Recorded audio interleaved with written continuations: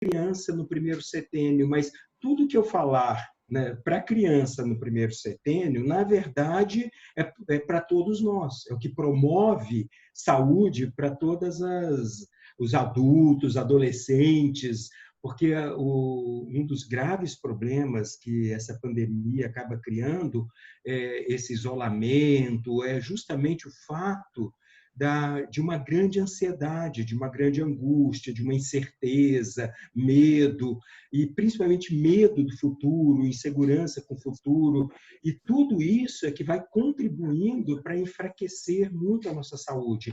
É lógico que eu estou falando agora da saúde física e emocional, mas uma coisa não é possível separar da outra, né? Aliás, é a base de toda a própria medicina antroposófica, né? Do quanto o corpo influencia na alma, na emoção, e o quanto a emoção influencia no corpo. Uma questão que está totalmente ligada à outra. Ou a gente poderia ampliar falando da medicina psicossomática. Psique do grego alma, soma, corpo. Ou seja, o quanto a alma interfere no corpo e o quanto o corpo enfraquecido interfere na alma. As duas questões estão sempre uma atuando na outra. E tudo isso, quer dizer, a formação do nosso corpo, de um corpo saudável, ele acontece, né, principalmente no primeiro setênio. É do 0 aos 7 anos de idade que o nosso eu, a nossa organização do eu, a nossa individualidade está profundamente mergulhado no corpo e criando o nosso corpo. Praticamente o nosso corpo está pronto por volta dos 7 anos de idade, quando justamente caem os dentes de leite. Praticamente, porque a maturidade sexual é só aos 14, a maturidade do sistema nervoso central em torno dos 24 anos, então todo um processo, mas eu poderia dizer assim, a maior parte do meu corpo ele está estruturado a mais ou menos em torno dos 7 anos de idade. E o que acontece nessa fase é decisiva para a gente entender a saúde para o resto da vida, né? Por isso que eu sempre coloco isso muito para os meus pacientes, né? A parte da pediatria. Se a gente garante um corpo saudável, uma individualidade saudável nessa primeira fase da vida, é quase uma garantia que nós vamos ter um indivíduo saudável ao longo de toda a vida. Por outro lado, o oposto também é verdadeiro. Se a gente descuida da formação adequada da saúde nesse momento, tanto física quanto emocional, é quase uma garantia que a gente vai ter dificuldades ao longo da vida, né? Bom, está aí a própria psicologia para mostrar isso, né? Os traumas da primeira fase da vida, o quanto são profundos, e está aí a medicina, principalmente as doenças autoimunes, as doenças esclerotizantes, né? Que ao longo da vida vão surgindo, a origem nessa primeira fase da vida. Mas o tema principal, então, é essa ideia, né, que nós, quando vamos encarnar aqui na Terra, nós escolhemos nossos pais, escolhemos um corpo, e esse corpo, a princípio, é um corpo herdado dos pais, é um corpo hereditário. E ao longo do 0 aos 7 anos, o nosso eu agora vai trabalhar profundamente esse corpo que eu herdei dos meus pais e vou agora transformá-lo num corpo completamente individualizado para o meu eu, para a atuação do meu eu. O Steiner usa um termo bonito, ele fala que o corpo ele é formado pelo eu e para o eu, para a minha própria individualidade poder se expressar aqui na Terra. E é essa formação, então, do corpo físico e do corpo vital, que nós chamamos na antroposofia de corpo etérico. O corpo vital é o que nós temos em comum com o reino vegetal, é a vida do nosso corpo. Para depois, né, ao longo de todo o processo de formação, que vai chegando nossa alma, que vai chegando o nosso eu, mas no começo o eu e a alma estão completamente mergulhados nesse corpo físico e vital e trabalhando profundamente o corpo. O Steiner ele usa uma imagem que, a partir dos 7 anos de idade, o que acontece, né? O corpo físico, na medida que ele vai sendo formado e ele está praticamente pronto, grande parte das forças vitais que estavam construindo o meu corpo como um todo, agora são liberadas para que eu pense. O meu pensar é o corpo vital metamorfoseado. Aí ele usa uma expressão, eu cito muitas expressões que são muito bonitas, né? Que ele fala, nós crescemos com as forças com as quais pensamos. Mais tarde, essas forças estão disponíveis para o nosso pensar, né? E o que significa isso no sentido da criança pequena? Porque a criança pequena, até os 7 anos de idade, mas é isso que a gente precisa trabalhar nesse momento na nossa vida. Não é mais, não estou falando só agora de uma criança no primeiro setênio, ela é a ideia básica, né? Mas o que acontece? A criança pequena ela não pensa ainda, e com isso ela vive totalmente mergulhada na vontade. A criança pequena é puro desejo. E com esse desejo, com essa vontade, ela está totalmente presente em tudo que ela faz. E essa é a grande característica da criança que traz qualidades fundamentais que nós hoje estamos precisando muito delas. A ideia do Steiner é assim, né? Vou pegar essa imagem. Um adulto, quando ele tem um desejo, por exemplo, sede. Eu sempre pego essa metáfora, né? Essa ideia. Eu estou com sede. Eu vou lá, tomo um copo d'água, nem lembro que tomei o copo d'água, nem presto atenção. Eu simplesmente mato o desejo. Eu estava com sede, um desejo, e todo desejo tem que ser satisfeito, né? Enquanto um desejo não é satisfeito, aquilo me incomoda. Então, se eu estou com fome, se eu estou com sede, eu vou lá e tomo um copo d'água e morreu ali. Ou seja, a sede acabou. Pega uma criança pequena, de 3, 4 anos de idade, que está com sede, e dá para ela um copo d'água. Ela não pensa, ela está totalmente na vivência do corpo e do desejo. A criança começa, que água limpinha, que água geladinha, que água gostosa, que água fresquinha. Ela simplesmente entra em êxtase com um copo d'água, porque ela não está pensando. Então, ela está satisfazendo o desejo, e na medida que ela satisfaz o desejo, ela tem uma enorme satisfação pela total presença dela naquele ato. Todos os desejos da criança são assim. O Steiner fala que a criança tem uma reverberação, ela tem uma satisfação pela satisfação do desejo. Não só o desejo foi satisfeito, mas aquela satisfação do desejo trouxe uma enorme satisfação para a alma dela. Satisfação pela satisfação do desejo. E ele coloca que essa satisfação pela satisfação do desejo é que traz uma plenitude na nossa alma. A criança se sente plena com um copo d'água. Essa é uma questão que eu sempre trabalho. Quantos de nós temos a satisfação com um copo d'água? Quantos copos d'água nós tomamos por dia? A maioria, né, total, absoluta, completamente inconsciente, fazendo outra coisa. Simplesmente um ato mecânico e eu estou fazendo uma outra coisa. E essa satisfação, então, pela satisfação do desejo, que traz a plenitude. E aí o Steiner coloca essa plenitude, que é a base do mundo é bom. Porque esse mundo é muito bom, que é o que a criança vive no primeiro setênio, né? O mundo é bom. O mundo é muito bom, porque eu tenho um desejo. O desejo é satisfeito. E eu tenho uma enorme satisfação quando o desejo é satisfeito, que o mundo é bom, né?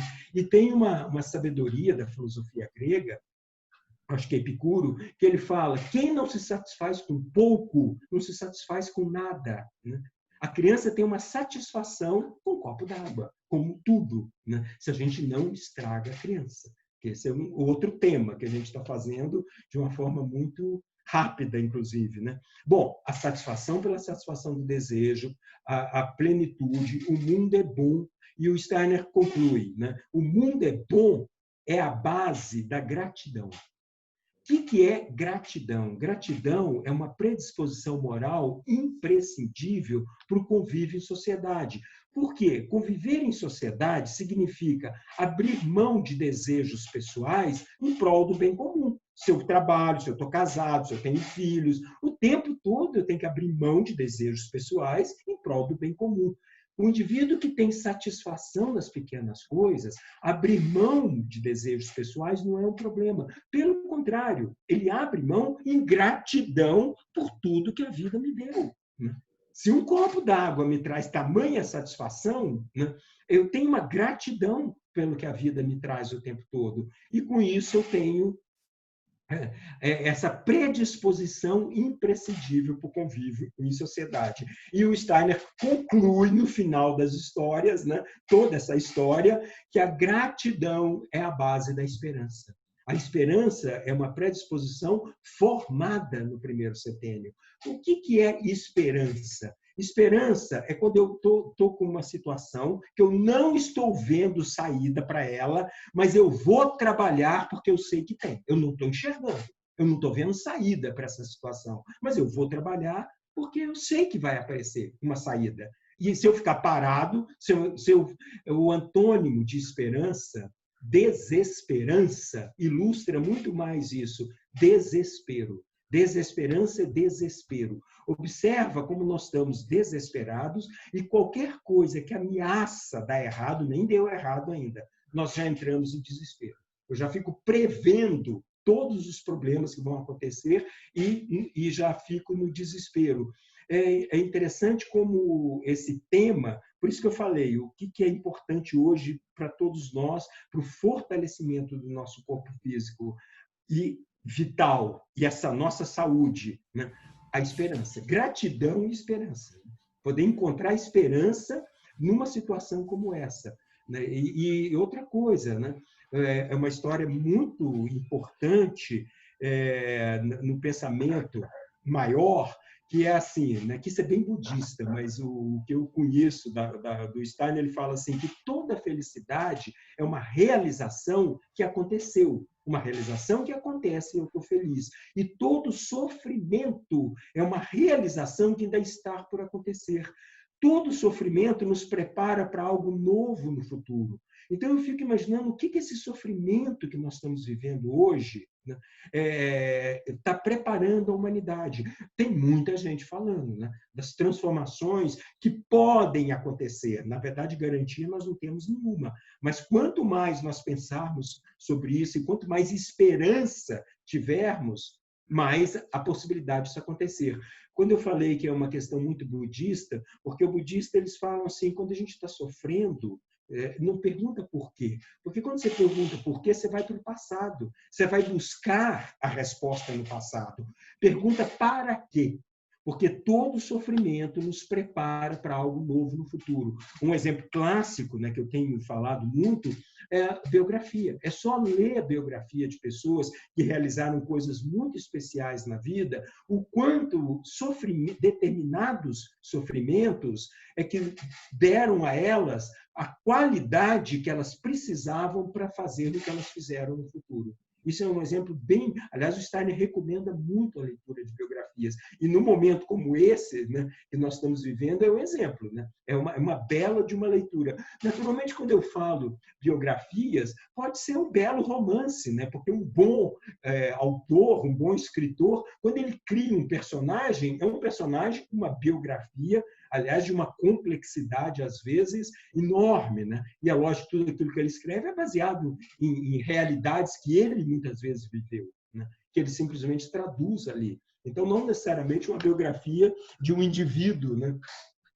Mas o fato, o quanto é nítido a gente ver o sofrimento em determinados períodos da vida que nos leva a essa questão no futuro.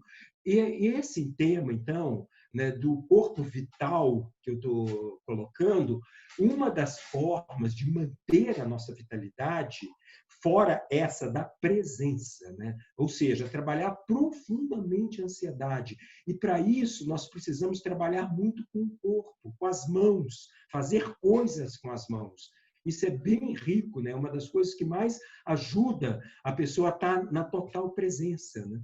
Eu sempre uso muito essa metáfora, eu lembro muito bem eu repito muito essa ideia, aquela palestra do Dennis Closet, que teve numa das seminários de um dos congressos Waldorf, né, internacional, lá na Steiner, e ele só trabalhou, quer dizer, só não, ele trabalhou muita coisa, mas ele trabalhou muito com as mãos. ele falava muito das mãos. E ele coloca que quando nós fazemos as coisas com as mãos nos levam para o futuro, cria o novo. E o nosso anjo, se deleita com o movimento das nossas mãos. Então, tudo que a gente faz com as mãos é cozinhar, é desenhar, é escrever, né? Ele citou, inclusive, o Emerson, um filósofo americano, Ralph Waldo Emerson, que é considerado assim, um dos primeiros pensadores originais americanos. Ele falava que o Emerson só lia escrevendo. Ele tem a obra completa de Shakespeare manuscrita por ele, porque ele falava, quando eu escrevo, aí eu realmente entro na obra de um autor. Não é nem ler falando em voz alta, que já é muito bom, que já é muito rico, mas escrevendo o que eu estou lendo. Né? Quando eu ponho o movimento, eu trago para o corpo. Então, tudo isso fortalece a minha vontade. Todo desejo me leva para o futuro. Quanto mais forte a minha vontade, né? Quando eu falo vontade, não é só o desejar, é a capacidade de realizar um desejo no mundo. E na presença. Isso é que eu estou chamando muita atenção. Né? Porque desejar, a gente deseja tudo. Agora, pegar e fazer, pegar e realizar, e na total presença, que é esse tema. Mas toda vez que eu fortaleço a vontade que me leva para o futuro. Tudo que eu quero está lá na frente. Eu passo a ter uma relação de harmonia com o futuro e não medo. Quanto mais eu vou para o intelecto, a cabeça, o pensar é passado. Tudo que eu penso são experiências passadas, vivências passadas. Mesmo que eu pense no futuro, eu estou projetando o passado no futuro. Né? Quanto mais eu penso, mais medo do futuro eu tenho. Mais eu fico apavorado com tudo que está acontecendo. E mais inseguro eu fico. Porque o pensar, toda vez que eu tomo uma decisão baseada na razão, o Steiner coloca isso, a razão, como ela está ligada ao passado, ela busca segurança. O que é segurança? O conhecido. Ou seja, eu não sou criativo quando eu tomo uma decisão baseada na razão e buscando segurança. Ele fala que toda decisão baseada na razão é conservadora e covarde. Eu não corro riscos, né, e entro no medo. E aí nada acontece, nada criativo, nada novo acontece a partir daí. E toda vez que eu tomo uma decisão baseada nos meus sentimentos, na minha vontade, eu me conecto ao futuro. Aí é uma decisão corajosa, é uma decisão que eu corro o risco e sou muito mais criativo. Aliás, criatividade e risco são inerentes, né? Porque senão eu vou fazer aquilo que eu já conheço, mas aí não é criativo. Sempre está conectado. E tudo isso está ligado a essa força de vontade. Bom, a polaridade é a depressão.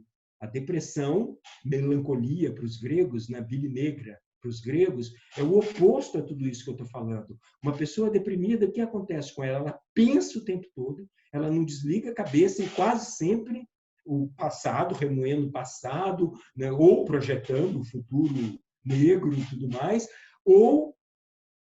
e também um sentimento à flor da pele, que ela não controla, mas ela não consegue agir. E é muito interessante que, para quem está de fora e conversa com a pessoa e compreende o problema que a pessoa está enfrentando, para quem está de fora, que não está deprimido, vê centenas de saídas, mas a pessoa deprimida não enxerga saída nenhuma. Pelo contrário, não adianta a gente falar para ela, olha, faz isso que vai resolver, porque ela não consegue, ela não tem uma conexão. A vontade está totalmente enfraquecida. E a outra questão é que, se a minha vontade está enfraquecida, eu não tenho a presença, a ideia do copo d'água. Né? E, com isso, eu não tenho prazer nas pequenas coisas, eu não tenho satisfação nas pequenas coisas. E eu fico totalmente insatisfeito o tempo todo. E é lógico que isso traz, em consequência, por exemplo, uma compulsão. Né? Aliás, tem muitos pacientes que eu tenho cuidado que estão se reclamando muito, né? Que ficam isolados, uma insatisfação, uma angústia, uma ansiedade, e essa compulsão vai ou para as mídias eletrônicas ou para a alimentação. Né?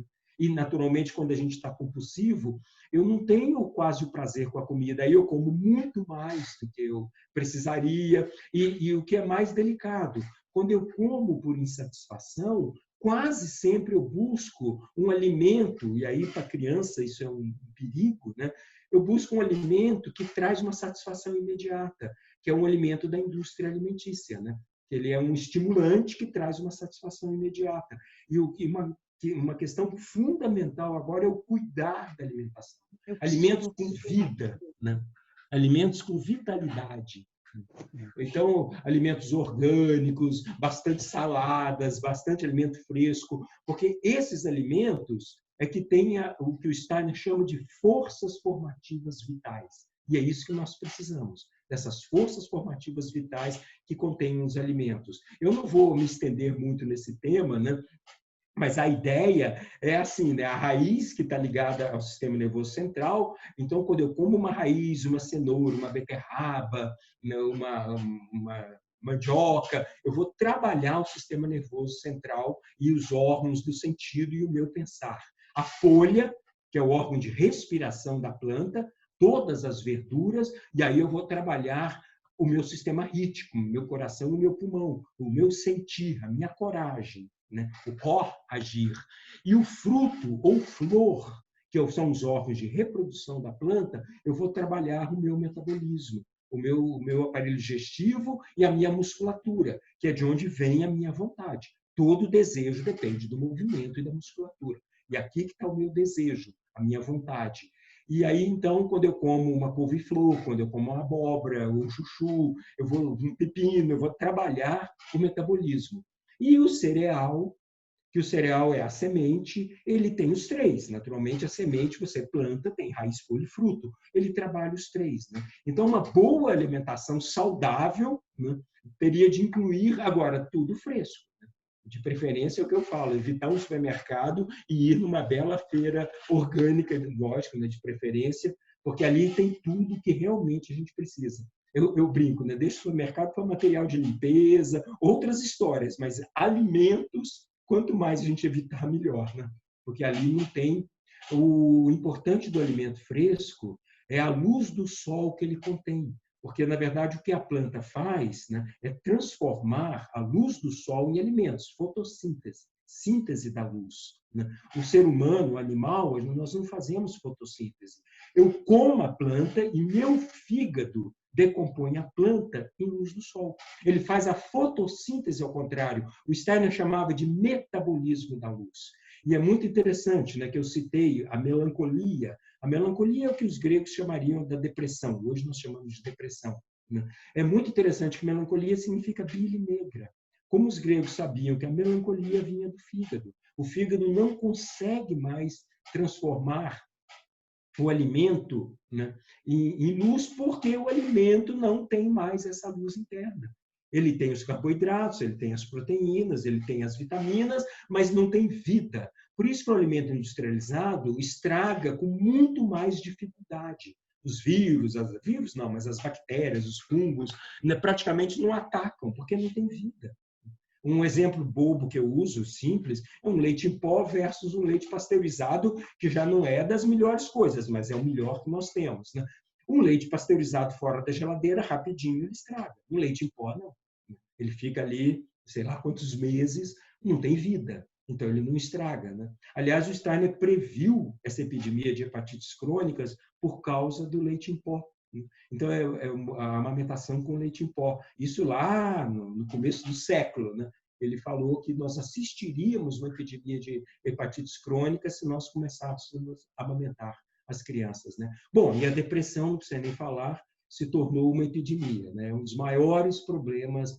A Organização Mundial de Saúde ela tem uma expectativa muito pesada para a humanidade. Eu sempre esqueço essas décadas, mas me parece entre 2035 e 2040, se nada for feito para transformar a atual situação do mundo, da humanidade, né, em mais ou menos 2040, apenas um quarto da humanidade vai estar apta para o trabalho, porque tem crianças e velhos, e a outra parte incapacitada por doenças psiquiátricas.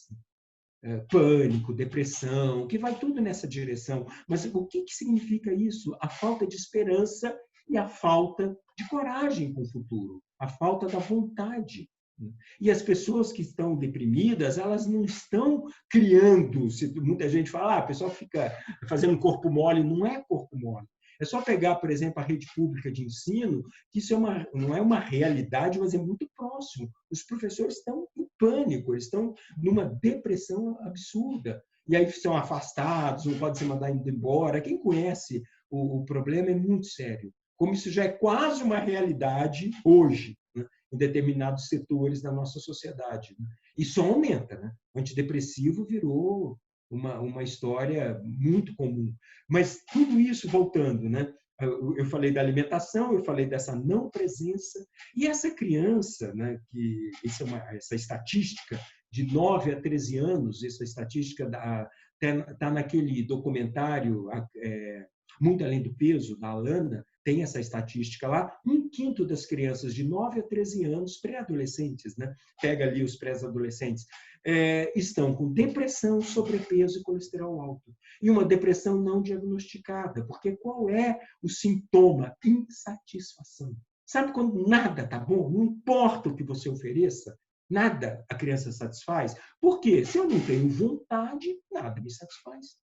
É uma depressão, é uma ausência do desejo. Então, nada me satisfaz. Isso cria a compulsão. Porque quando eu atendo essas crianças, eu lembro bem de uma mãe falando assim, uma criança de 9 anos, no caso. A mãe falando assim, pois é, doutor, ele está comendo a comida perguntando o que tem de sobremesa. E está comendo a sobremesa perguntando o que tem de lanche. Se o menino está comendo perguntando o que tem de sobremesa, é lógico que ele não está tendo a menor satisfação com o que ele está comendo. E quando ele está comendo a sobremesa, ele já está perguntando o que vai ter de lanche. Ou seja, o oposto dessa historinha que eu falei da criança, da enorme satisfação com o copo d'água. A criança já não tem mais isso. Ela já perdeu tudo isso. Né? E o outro tema muito importante, eu estou falando das mãos, do corpo, e haja criatividade, né? Haja artesanatos, haja desenho, haja trabalhos manuais, haja historinhas. Né? Isso a pedagogia Waldorf trabalha muito, né? Porque quando eu conto para a criança uma história, quando eu leio um livro, eu estou ativando tremendamente a minha vontade, porque eu tenho que criar o personagem, eu tenho que prestar atenção, eu vou criar toda a cena na minha cabeça. Totalmente diferente se eu coloco o filme, se eu coloco o videozinho para a criança assistir. Vem tudo pronto. É um estímulo só neurosensorial. Eu enfraqueço a minha criatividade e enfraqueço a minha vontade. Por isso que é tão importante, no momento desse, a leitura, né? E, de preferência, depois desenhar o que leio, coisas da presença. Né? Curar realmente essa... E, infelizmente, a gente tem passado horas a fio frente às mídias eletrônicas, né? As aulas todas pela mídia eletrônica. Né? Então, tudo isso... E aí, depois, para distrair, eu ainda vou ver uma série. Né? Já assisti aula, 6 horas de aula frente à mídia eletrônica e à noite vou ficar vendo série. Bom, aí realmente a gente começa a deprimir. Né? Aí começa a enfraquecer completamente a nossa região metabólica e tudo mais. Né? Mas o quanto esse tema agora é fundamental. Né? O que promove realmente a nossa saúde, né? O que traz realmente a saúde. E falando agora do adulto especificamente, é lógico que isso está presente na criança intuitivamente, instintivamente, mas no adulto, o que mais promove saúde, o que Arão Antonovsky, o criador da salutogênese, falava, era a intencionalidade dos meus atos. Qual é a intenção dos meus atos? Tudo que eu faço, né? Quanto mais claro eu tenho a intenção deles, mais isso promove saúde. E essa é a nossa busca. Por exemplo, o nosso trabalho. Né?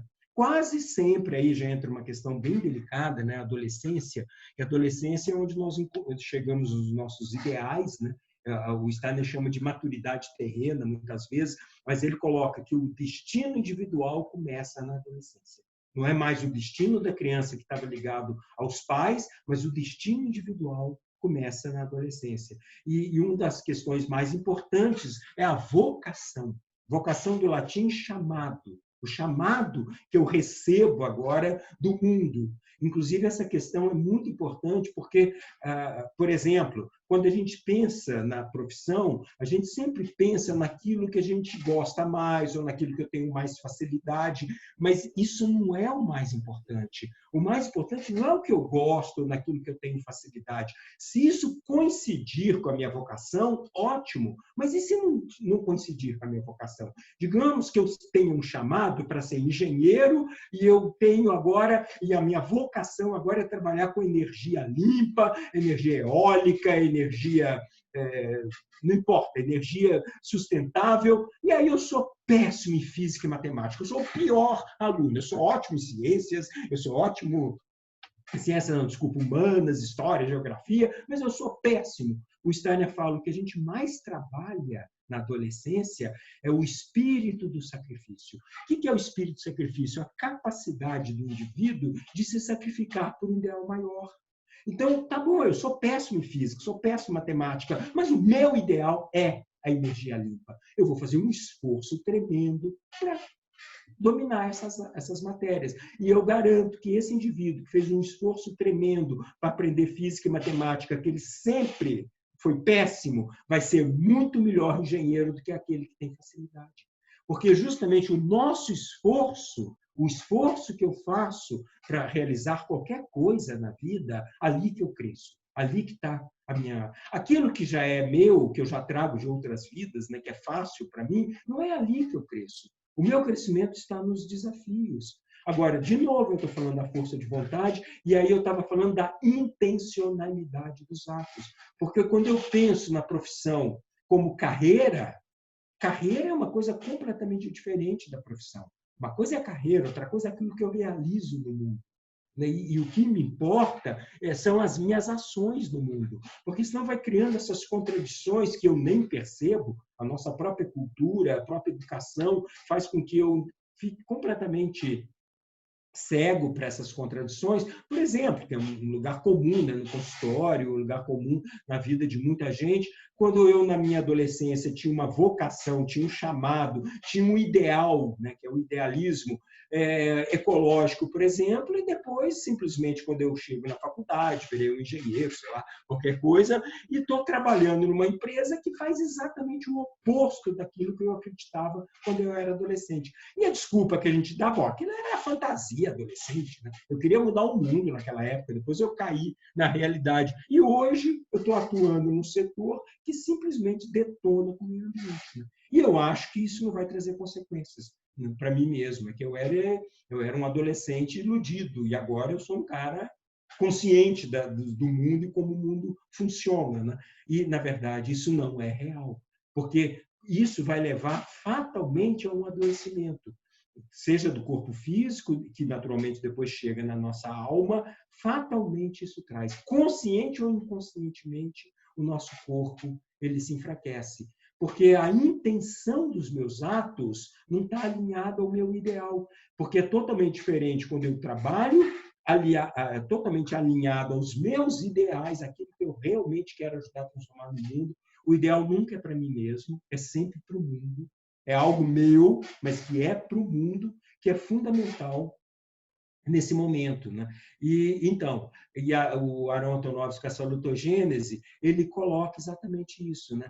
Que é o que mais promove saúde. E o Steiner ele usa uma imagem muito bonita, principalmente a partir dos 35 anos, que é a alma da consciência. Né? Eu estou pegando vários temas assim e englobando, que a partir da alma da consciência, o indivíduo, porque de qualquer forma a nossa cultura até os 35 anos, realmente a gente busca conquistar um espaço no mundo.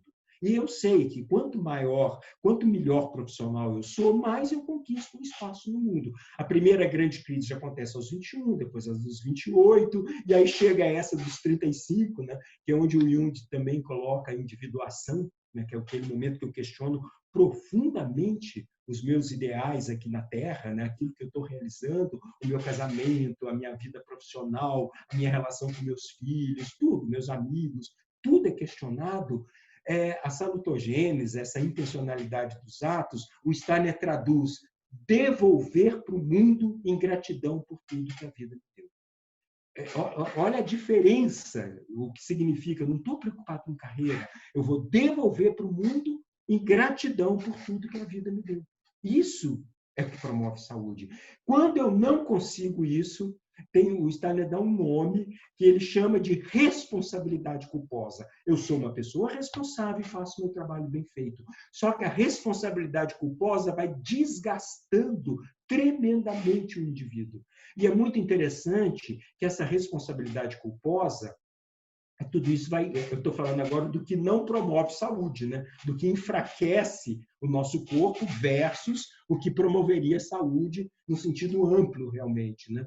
É bonito assim, porque o indivíduo que trabalha na responsabilidade culposa, ele faz um trabalho bem feito. Então, para quem recebe o nosso trabalho, não vai fazer tanta diferença se eu estou trabalhando na gratidão ou se eu estou trabalhando na responsabilidade culposa.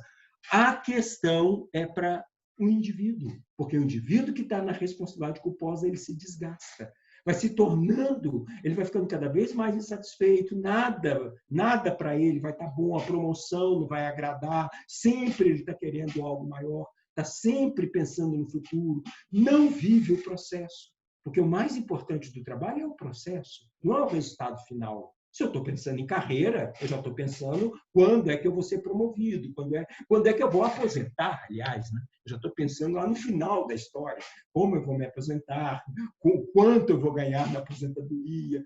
E tudo isso é o oposto da salutogênese, é o oposto da intenção dos meus atos, né? E essa intenção é que então vai trabalhando essa nossa saúde nesse momento. Tem uma metáfora, né, que é uma imagem muito especial, que é bem conhecida, principalmente dos consultores, que é 3 pedreiros trabalhando numa pedreira. E aí chega um indivíduo de fora, é na Idade Média essa imagem, né, essa pedreira, e chega alguém de fora e pergunta para o primeiro o que ele faz, o sujeito, no mau humor do cão, martelando pedra, quebrando pedra, bloco de pedra, ele fala, é cego, eu quebro pedra, é isso que eu faço, martelo pedra o dia inteiro.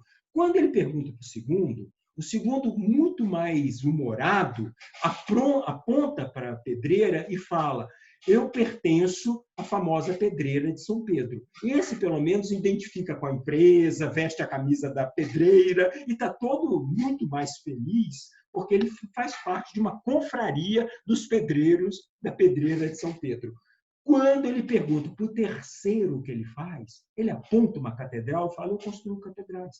Porque pode ter o Papa que mandou, um rei que financiou, mas se não tiver o pedreiro, não tem catedral.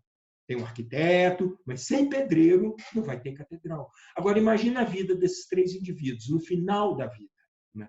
No final da vida, todos vão aposentar com a mesma idade, com o mesmo dinheiro, todos 3 educaram os filhos adequadamente, com aquele dinheiro ali, só que um passou a vida martelando pedra, né? Com raiva, né? Bravo. O terceiro passou a vida construindo catedrais.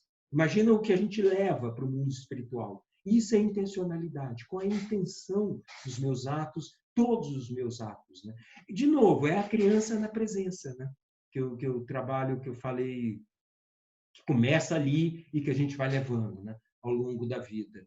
E a salutogênese, gênese da saúde, e a salutogênese, ela tem uma visão muito especial, que eu falo da salutogênese que ela entrou como uma luva com a história antroposófica, né? Com a ideia do Steiner. O Steiner chamava, na verdade, pelo menos numa palestra que eu assisti do Calix, de forças salutogenéticas. Quase que ele cunhou o termo salutogênese também. Salutogenéticas, né? Mas para a antroposofia isso é muito claro, né? A importância.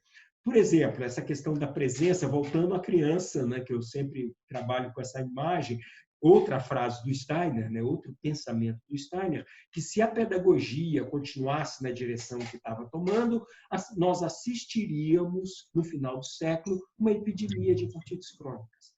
Aí eu brinco, né? Bom, a hepatite virou vírus, tá dando. Aí a explicação é muito simples, é a mesma, né? Ele fala: o que um bom professor faz? Ele cria na criança o interesse pelo estudo. Um professor de história que fez de tal forma a história romana, a história de Júlio César é interessante, que a criança, o menino lá, está apaixonado por Júlio César. Ele vai para a escola vestido de Júlio César. E a prova vai ser Júlio César. Vão ser perguntas sobre Júlio César. Agora, para você saber a vida de Júlio César, você vai ter que ir para uma biblioteca e ficar, olha, no mínimo umas 6 horas lá, uns 3 dias. Menos do que isso, você não vai conseguir conhecer a vida de Júlio César. Pois é, esse menino que está apaixonado por Júlio César, ele vai para a biblioteca e chega lá, ele mergulha na vida de Júlio César. Ele está adorando a história, saber tudo, Vim, Venci, o Rubicão, ele quer saber tudo da vida de Júlio César. Esse esforço que ele faz, que é um tremendo esforço, ficar 4 horas na biblioteca estudando Júlio César, fazendo anotações, esse esforço vem do fígado. É a força de vontade, fígado, vesícula, metabolismo. Né? Esse esforço que eu faço porque eu quero fortalece o meu fígado, fortalece a minha vitalidade, fortalece a minha criatividade. Agora, o que o professor faz? Obriga a criança a estudar para passar de ano. O aluno vai para a biblioteca estudar, xingando o professor, aquela porcaria de história, por que eu quero saber isso, que eu sou engenheiro, o que isso vai servir na minha vida, xingando Júlio César, né? E aí faz um esforço absurdo contrariado para passar de ano. Ele vai lá e passa de ano. Tanto é que esse esforço não sobra nada. Né? Um mês depois, um mês estou sendo muito otimista, uma semana depois não sobra nada. Todos nós temos essa experiência. Né? Eu lembro do Rubem Alves, na década de 80, que ele falava assim, e ele falava sério, ele não estava brincando, que o vestibular deveria ser substituído por um sorteio, porque assim nossas crianças teriam o prazer de aprender. Pelo prazer de aprender, não porque tem que passar no vestibular. Porque é lindo aprender matemática, geografia, história. Não tem prova, é puro prazer de aprender. Porque tudo isso é maravilhoso. Isso, e aí o Steiner conclui, né? Que a pedagogia, dessa forma como ela vai... Bom, a hepatite crônica, com certeza, e as depressões que só aumentam. Né? E tem muitos que... Aí eu estou falando de novo, que promove saúde e o que promove a doença. Né? Ao mesmo tempo, todo esforço contrariado. E praticamente o nosso trabalho virou um esforço contrariado. Né? É matar um leão por dia, é sempre metáforas muito pesadas. Né? Nós não enxergamos mais o trabalho, ou se é que algum dia, não, acho que no passado as pessoas tinham uma devoção maior, né? Tinha uma relação mais devocional com o trabalho. A coisa da carreira é mais... eu diria que é mais recente, né? Pelo menos quando Steiner coloca lá, naquele livro dele, o curso pedagógico para jovens, ele dá um apanhado que mais ou menos até o meados do século XVIII e chegando no XIX, as pessoas ainda tinham uma devoção maior, né? A ideia realmente de ver o trabalho como isso é bem de São Bento, né? Como uma forma de oração a Deus. Né? Então, isso é bem interessante, né? Esse aspecto, né? Bom, mas é isso, viu? Eu falei, não sei quantas horas exatamente. Eu acho que até avancei um pouco, né? Que eu queria ter dado um panorama bem amplo, né? Da questão da saúde. Comecei com a criança, indo para o adulto, mas no fundo é o que a gente está vivendo hoje com essa pandemia, né?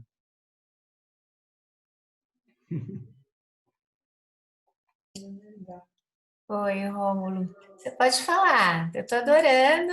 Você pode continuar falando. Tô achando ótimo. Não, na verdade, é um assunto que não tem fim. Não tem, Eu não fiz, tem eu fim. fiz um resumo, né? Um resumo É de algumas maravilhoso. ideias pontuais, assim. Mas como é bonito, né? Eu próprio eu falo isso 20 vezes e 20 vezes eu falo, nossa, que sabedoria essa antroposofia traz, né? Muito... Lógico, eu falei antroposofia, eu coloquei Rubem Alves no meio da história. O que essas pessoas, né, que conseguem ver o mundo com uma criatividade, né, com amor, como eles são intuitivos, né? Como é impressionante, né? Muito bonito mesmo. Né? Bom, e não precisa nem dizer, né, o quanto a nossa educação e a nossa cultura está... Nossa, é que eu falo do mundo, não estou falando de Brasil, do mundo. Como ela está correndo um risco tremendo mesmo. Né? Por exemplo, escolas americanas, isso o Dennis Closet trouxe, né? Escolas americanas que já não estão mais ensinando a letra cursiva, não precisa. Você vai digitar tudo, né? E tudo é biometria, não precisa mais assinatura, essa coisa mais... Nossa, e ele falando da caligrafia. Caligrafia A palavra estilo vem de estilete, que os romanos usavam estilete quente, né? Para escrever em cera, eles escreviam em cera. Né?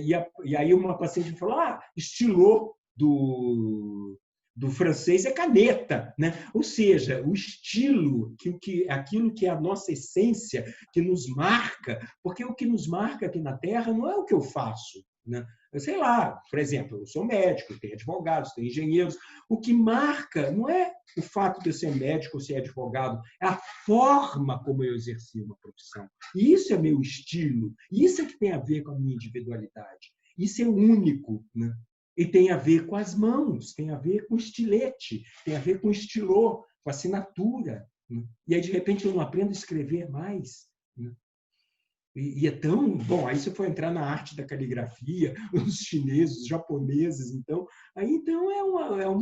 não tem fim. Né? Eu falei do Emerson, é tão bonito, né? E tudo isso ameaçado, porque hoje é tudo digital, tudo. Bom, nem digital, porque qualquer celular hoje aceita comando de voz. Ainda corrige o meu português ainda.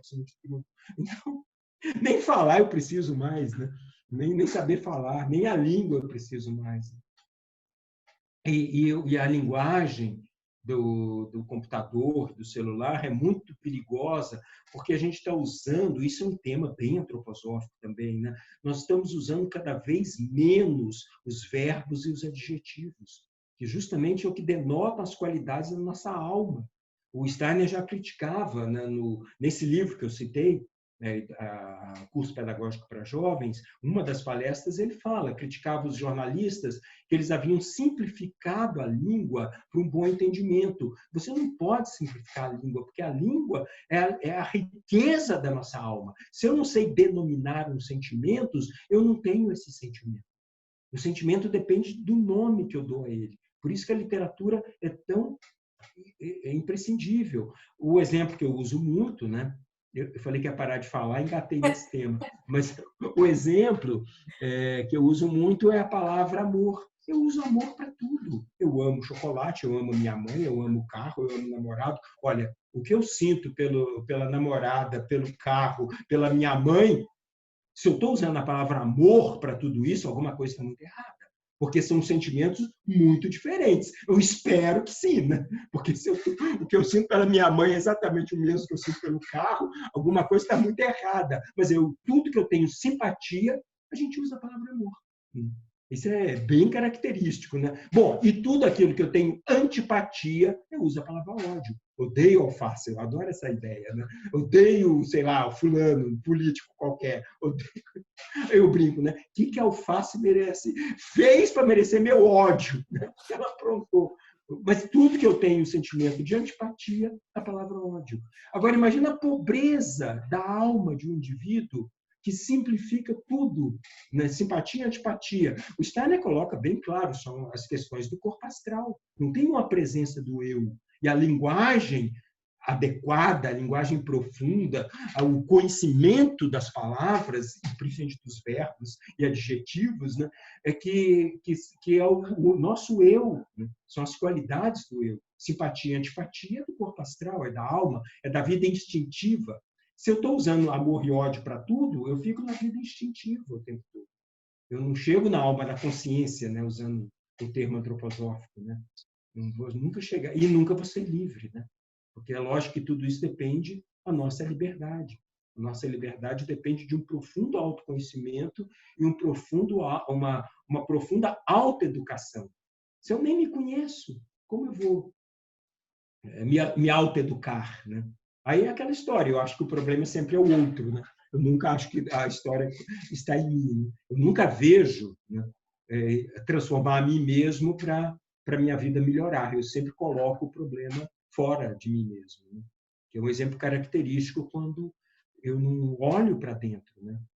Quando eu realmente não... O Steiner é interessante, ele coloca da fofoca, né?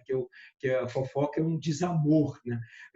O desamor é o erro maior da alma. Ele que fala que a fofoca é justamente, ao invés de eu corrigir os meus erros, eu fico preocupado em corrigir o erro do outro. Né?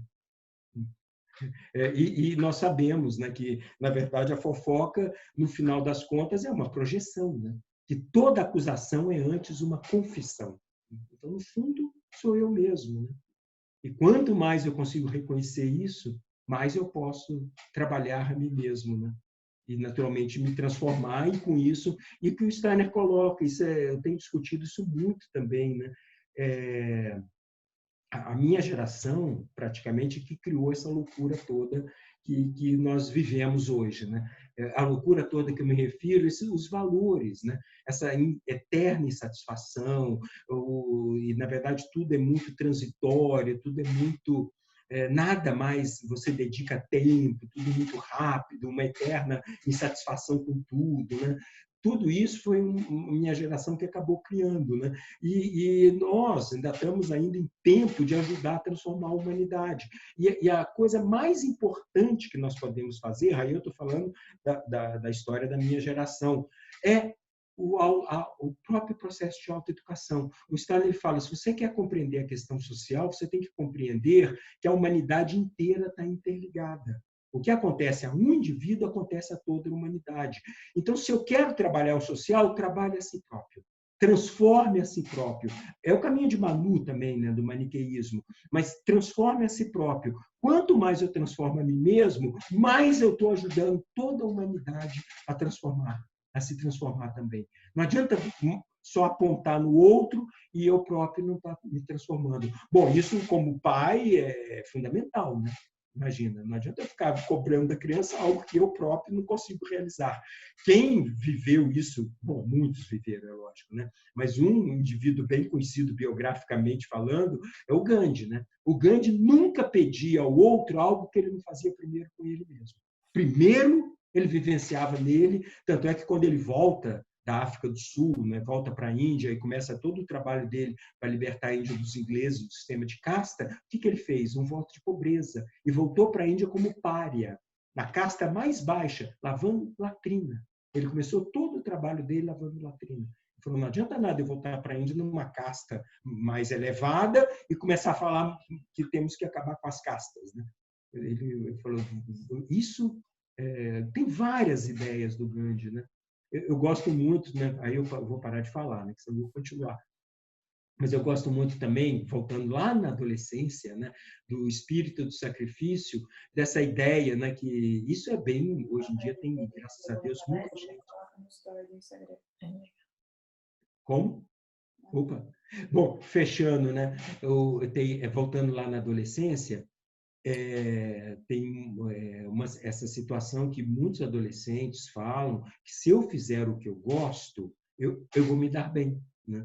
E, na verdade, isso não é real, porque nem sempre os nossos ideais são coisas que a gente gosta, e tem uma coisa bem interessante, isso eu li no Liverhood, eu fiquei rindo, né, sozinho. O Liverhood fala, o Liverhood morreu já há uns bons 20 anos atrás, eu não tenho muita certeza por aí, né? Na época dele já estava essa história, né? E ele falando assim, essa mania das pessoas falarem que se eu fizer o que eu gosto eu vou me dar bem na vida, isso está totalmente inadequado, porque sabe quem tem que gostar do que eu faço? Para quem eu trabalho. Eu posso estar adorando o meu trabalho, mas se para quem eu estou trabalhando não está gostando do que eu estou fazendo, não adiantou nada, né? Ele ainda brinca com essa história, né?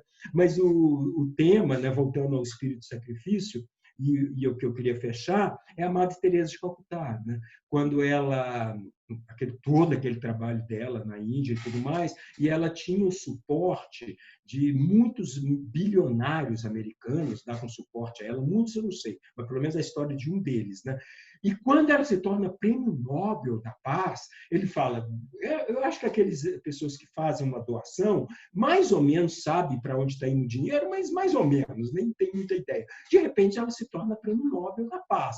Aí ele fala, nossa, o que essa mulher que eu dou suporte há tantos anos para o trabalho dela, agora é prêmio Nobel da Paz, deixa eu ver, né, o que ela faz, né? Eu brinco comigo mesmo, é fofoca, né? Má língua, né? Eu acho que ele ficou com inveja, ele que faz o suporte e quem ganhou foi ela, o prêmio Nobel da Paz. Bom, resumindo, ele foi lá em Calcutá, onde ela trabalha, chegou no horror, no inferno aqui na Terra, o horror dos horrores. E ele vai até o local que ela estava trabalhando. Ela estava lá, ele foi se encontrar com ela e ele ficou muito emocionado, não foi pouco. Ele nunca imaginou que podia existir no planeta um cenário daquele, jamais. Né? Um homem educado nos Estados Unidos, numa família, sei lá o quê, jamais. Talvez só em filme que ele viu aquilo e achando que era cenário só. Né? O fato que ele ficou muito emocionado e virou para ela, muito emocionado, e falou: Madre Teresa, eu não faria esse teu trabalho nem por $1 bilhão. Ela olhou para ele e falou: nem eu. Você acha que eu gosto disso aqui? Você acha que eu estou aqui, que eu gosto? Eu não gosto disso aqui também. Eu estou aqui por outra razão. É outro chamado. Nem por $1 bilhão. Eu poderia estar lá no meu convento, dando aula lá para os brahmanes, né, que ela trabalhava no convento católico, nunca saía aquela madre, e só para a elite, né, tudo com conforto, aquela coisa toda, e ela peitou essa missão dela, né? Nem eu. Eu adoro essa historinha. Isso é o espírito do sacrifício. Um chamado que ela recebeu, né? Que ela viu ali, ela via, né, da janela do convento dela, as pessoas morrendo, e à noite a prefeitura ia recolher os corpos. As pessoas morriam à míngua, sozinhas, totalmente. E aquilo para ela, toda noite passava a prefeitura recolhendo os corpos que morriam durante o dia. A história, né? Bom, é isso, né? Aí eu abro para as perguntas, né?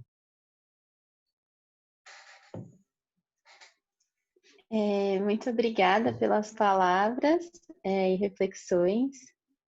Acho que vão nos ajudar muito a nos fortalecer essa nossa saúde, essa nossa vontade e intenção, né, e presença, que acho que são super importantes com as crianças, né?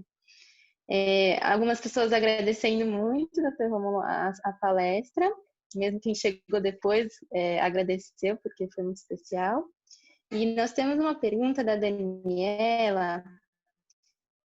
Ela perguntou se o senhor poderia indicar alguma literatura sobre essa questão dos alimentos que eu recomendo. Não, isso eu posso sim. Tem 2 obras, né, editadas no Brasil. Uma é uma obra bem pequena, um livrinho que é do Otto Wolff, que chama O que Comemos Afinal, que ele aprofunda muito essa visão. Bom, agora a obra maior é da doutora Gudrun, né? São os 4 volumes sobre alimentação, que aí ela aprofunda cada família de alimentos, tudo isso que eu falei e muito mais, naturalmente, são 4 volumes. E alimentação, o Steiner, né, ele falou que o maior inimigo do pensar livre no século XXI seria a alimentação. Porque essa alimentação enfraquece o nosso fígado, enfraquece a nossa vitalidade, enfraquece o nosso corpo etérico. E sem vitalidade, como eu vou ser livre? Porque sem força de vontade, como eu vou ser livre? Um exemplo comum, um exemplo que eu sempre uso, né? Esse é bem conhecido. 85% do que eu compro no supermercado, eu não quero. É uma imposição da propaganda. Eu não consigo ser livre nem dentro de um supermercado. Imagina questões bem mais complexas, né, na nossa cultura. O maior inimigo do pensar livre, né, no século XXI seria a alimentação. Porque enfraquece a nossa vitalidade e a pandemia é um problema, né? Porque aquela história, a gente quer uma satisfação imediata, quando a gente está insatisfeito, a gente não pensa em atacar arroz integral, mamão, banana, a gente pensa num chocolate, pensa num café, é sempre algo, no refrigerante, pensa em algo que dá uma satisfação imediata, né? Que é justamente o corpo astral, mas aquilo não trabalha a minha vitalidade, ao contrário. Eu sempre uso uma imagem, digamos que eu chego em casa cansado, com sono e com fome, e lembrei que eu tenho que fazer um trabalho para o dia seguinte. Olha, se eu comer um arroz integral, um mamão, banana e, sei lá, uma aveia, eu vou dormir em cima do meu trabalho. É um alimento com muita vitalidade, mas não é uma energia imediata. Vai matar minha fome, mas vai me dar sono, porque eu estou cansado com sono, aquilo vai aumentar meu sono. No dia seguinte, eu vou acordar com uma energia fantástica. Eu falo para os pacientes, é melhor comer isso e acorda às 4 da manhã e fica fazendo até às 7 o trabalho que você não fez. Mas vai dormir, come coisa saudável e dorme. Agora, se eu comer um chocolate, tomar um café e uma Coca-Cola, aquilo cai como uma bomba. É um estimulante, né? É uma cocaína, eu brinco, né? Parece que eu cheirei cocaína. Eu vou ficar acordado e vou conseguir fazer meu trabalho. No dia seguinte eu vou estar arrasado, vou estar de ressaca, mas na hora eu faço. E por isso que o nosso corpo astral, né? A nossa alma, se vicia nesses alimentos, porque é a satisfação imediata. É um Red Bull, né? É um Red Bull, mas eu não posso viver à base de Red Bull. Estimulante não trabalha a vitalidade. O Wolff faz uma imagem, não tem vida, não tem luz do sol, é só estimulante ali dentro, né? Eu brinquei, mas é a metáfora, é a cocaína. Eu não posso viver cheirando cocaína, eu vou morrer, eu vou deprimir, né? Bom, o Wolff faz uma metáfora. Se você tem um cavalo e esse cavalo está com sono e com fome e você dá chicotada, ele anda. Mas se você não der comida para esse cavalo, você vai matar o cavalo de fome. É exatamente o estimulante. Eu não posso ver a base de chicotada. E a nossa cultura, quando a gente não está bem, a gente busca a chicotada. Aí eu não vou na feira, eu vou no mercado comprar um monte de estimulantes, né? E aí é uma bola de neve. É uma bola de neve. Porque quanto mais eu como isso... Bom, sem falar dos efeitos colaterais, né? Que eu começo a ganhar peso, aí minha autoestima, aí pronto. Né? Aí as coisas vão piorando. Né? Já não estou andando direito, já estou preso dentro de casa, comendo mal. Aí as histórias começam a ficar trágicas, né? É um passo para a depressão mesmo. Né? Bom, e as ameaças, né? E as teorias das conspirações, tudo rodeando. Mas é isso, né? Mas esses dois livros do Otto Wolff e da doutora Gudrun. Sim. Sigo uma outra pergunta que fala um pouco sobre movimento. E acho que também entra na questão da vontade, né? Pedindo para o senhor falar um pouquinho mais sobre atividades físicas e perguntando se existe uma força de vontade seletiva, né? Por exemplo, ter a força de vontade para fazer algo, mas não ter essa força para fazer um outro tipo de atividade, uma outra atividade. Não, a nossa força de vontade, ela é bem seletiva, sim, mas o desafio está em realizar aquilo que a gente sabe que é necessário ser feito, apesar da gente não ter vontade. Porque esse esforço nos fortalece muito mais, né? Ele realmente... Qual foi a primeira parte da pergunta que eu tinha pensado, o começo que ela perguntou? Ele perguntou para falar um pouco mais sobre as atividades físicas. Isso, tá, não, porque na hora né? eu pensei, e se existe essa entendi. relação da vontade seletiva. Tem. Então, a questão do movimento muscular é muito importante realmente para a nossa força de vontade. Agora, não precisa necessariamente ser um exercício físico programado. Lógico, quanto mais consciente, melhor. Mas o caminhar já é muito especial. Quando eu caminho, eu ponho em movimento o músculo, e o músculo ele está intimamente ligado ao fígado. Júpiter, que é dentro da visão maior, isso é bem da astrologia e é a base da medicina antroposófica. Cada órgão está ligado a um deus da mitologia grega. E cada deus da mitologia grega está ligado a uma qualidade da nossa individualidade. A força de vontade, determinação, disciplina está ligada a Júpiter, que é Zeus, que é o poder. E Júpiter rege o fígado, tendão, articulação e músculo. Né? É muito interessante que quando eu ponho um movimento no corpo, eu estou trabalhando as forças de Júpiter. É muito interessante que hoje a medicina sabe que o movimento muscular produz as endorfinas, as serotoninas, que são os antidepressivos naturais. Músculo e intestino e o fígado quando eu durmo. Mas o sono antes das 3 da madrugada, que é outra coisa importante. O sono antes das 3 da madrugada, o meu fígado e o intestino produzem as endorfinas e o músculo quando eu faço trabalho corporal. E é muito interessante que o Goethe, que a maior QI que a humanidade já teve, considerado um dos maiores poetas, né, da língua alemã, né, ele só conseguia compor, muitas vezes, os poemas dele caminhando, e ele era um andarilho. Ele era botânico, tinha interesse na geologia, ele chegava a atravessar os Alpes, às vezes a pé, mas por puro interesse, ele era campeão de patinação, Interessante essa história, né? Patinação no gelo, né? O Goethe. E o Goethe, ele falava, né? Porque quando ele sentava, ele começava a caminhar, tinha inspiração. Aí, quando ele sentava, a inspiração sumia. Ele entendeu que a inspiração provém do movimento muscular. Quanto mais eu movimento o músculo, mais inspirado, mais criativo eu me torno. O Steiner fala que, e o Goethe escreveu, parece uma coisa sobre isso, e aí o Steiner fala, o Goethe, na verdade, até sabia, que ele esqueceu. Aristóteles tinha uma escola grega chamada peripatética, porque ele só dava aula caminhando, com os discípulos caminhando junto com ele. Porque, lógico, os gregos perceberam que isso trazia muito mais inspiração do que ficar sentado falando aqui. Se nós pudéssemos, né? O Jung fazia isso, né? Eu li uma parte da biografia dele. Quando o tempo permitia, né, na Suíça, ele costumava fazer as terapias, psicoterapia dele, caminhando pelos jardins da clínica que ele trabalhava. Uma clínica muito grande. E ele falava que outra categoria. Imagina se a gente pudesse fazer isso, né? Caminhando, fazer terapia, dar aulas, né? A escola peripatética, né? Mas o movimento muscular não precisa ser algo específico. Naturalmente, quando eu faço um movimento muscular consciente, o efeito é muito maior, né? Um trabalho corporal com consciência, uma yoga, com respiração, não tem dúvida que é muito mais presente, né? Mas só o caminhar já, nossa, é um benefício enorme para o nosso organismo, né? Põe em movimento. Aliás, isso é importante. Quando a gente está com um problema e não está conseguindo resolver, o tio Patinhas, né, isso, o Walt Disney sabia isso muito bem, né? Ele tinha a sala das preocupações. Toda vez que ele tinha um problema, ele ficava rodando, furava o chão, né? Olha a sabedoria, né? Aliás, é impressionante artista, né? Porque eu falei que nós pensamos com as forças com as quais crescemos, e o corpo etérico é luz metamorfoseada.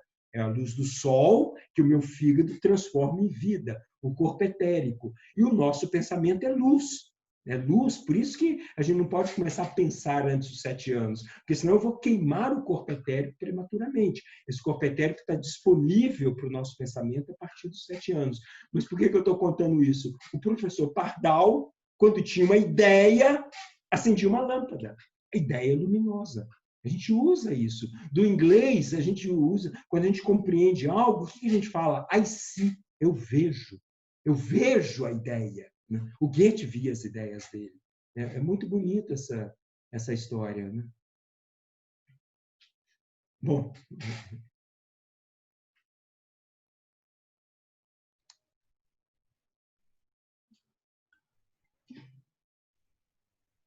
Encerramos?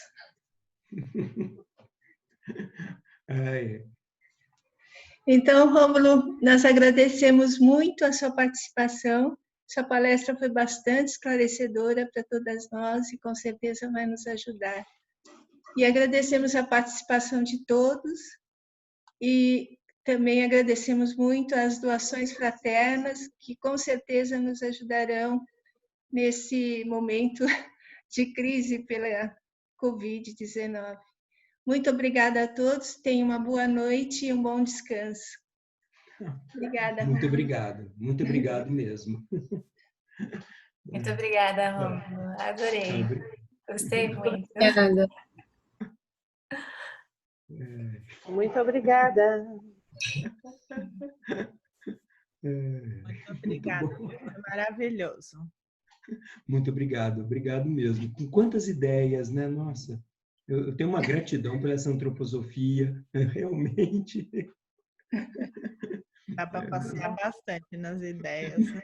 Dá. Não, que cada ideia dessas, se a gente quiser, pode desenvolver cada tema, né? É tão bonito mesmo, mas esse todo é muito rico, né? E é isso, né? A esperança, né? E tem muita gente, realmente, muitos pensadores falando, né? O quanto isso pode trazer para nós, a humanidade. Primeiro, uma questão da fraternidade universal mesmo, né? Que atingiu todos nós, ricos, pobres, não poupa ninguém, né? Países ricos ou pobres, não importa, raça nenhuma. E, ao mesmo tempo, a ecologia, né? O quanto os animais começaram a reconquistar o espaço deles, né? Que coisa, logo no começo, né? Que coisa forte isso, né? para a gente repensar a nossa história toda, né? O Steiner ele coloca que a Terra colocou o destino dela nas nossas mãos no final do século XIX, né? Ele fala: o destino da Terra será o que o homem dela fizer. E a Terra está nas nossas mãos. E nós temos o poder hoje de destruir a Terra. E o Steiner fala uma coisa, eu falo que vou parar de falar, desculpa, é um assunto. É que é tão forte isso, é que a ecologia é o meu assunto de coração. Apesar de eu ser médico, mas a ecologia é o meu coração. O Steiner ele fala assim: se a humanidade destruir a Terra, para a Terra isso não tem problema nenhum, porque ela é um ser vivo, ela vai reencarnar, ela reencarna, né? O problema é que nós, humanidade, não teríamos aprendido, porque a Terra atual é a sabedoria, né? A Terra hoje, nós temos que aprender a sabedoria que está por trás de um cristal, da luz, de uma planta. Quando nós compreendermos essa sabedoria, a Terra já cumpriu o destino dela, a Terra vai morrer e ela vai renascer, né? E nós também vamos renascer nesse próximo planeta, né? De uma outra forma, né? Bom, ele fala, para a Terra não tem problema nenhum. Um ser vivo reencarna. E nós também não vamos acabar, nós vamos reencarnar, né, no próximo planeta. Só que nós não teremos aprendido o que nós deveríamos ter aprendido com esse planeta, com a sabedoria que está na Terra. E ele fala, vocês não queiram imaginar o sofrimento que vai ser para a humanidade. Mas é inimaginável, não tem nada hoje na Terra que chega aos pés do sofrimento e é de todos nós. Não interessa. Toda a humanidade vai ter um sofrimento absurdo, né, se nós destruirmos esse planeta antes de aprendermos com ele, né? E é uma possibilidade, a gente destruir a biosfera, né? E a possibilidade da vida aqui na Terra. Aí esse planeta acaba, ele reencarna, nós reencarnamos, mas esse sofrimento. Então não queira pensar nessa possibilidade, ele fala. Vamos salvar esse planeta, né? E aí é uma oportunidade também, nessa história toda dessa pandemia, o que isso representa de tudo, né? Do consumo, da loucura que a gente cria, né? O grande tema é se, quando tudo isso acabar, a gente voltar exatamente na situação anterior, ainda querer descontar, né? Tudo que eu não fiz, agora eu vou fazer. Aí é um perigo, né? E aí o planeta não aguenta, né? Bom, é isso. Né? Obrigado. Tchau. Tchau. Tchau, obrigada. Tchau, obrigado. Obrigada, meninas. Obrigada, tchau. Boa noite. Tchau, foi ótimo. Obrigada. Vocês têm que desligar, né? Desliga, Gabi. Muito para filosofar. Obrigada mais uma vez, Rômulo. Boa noite, meninas. Boa noite, obrigado.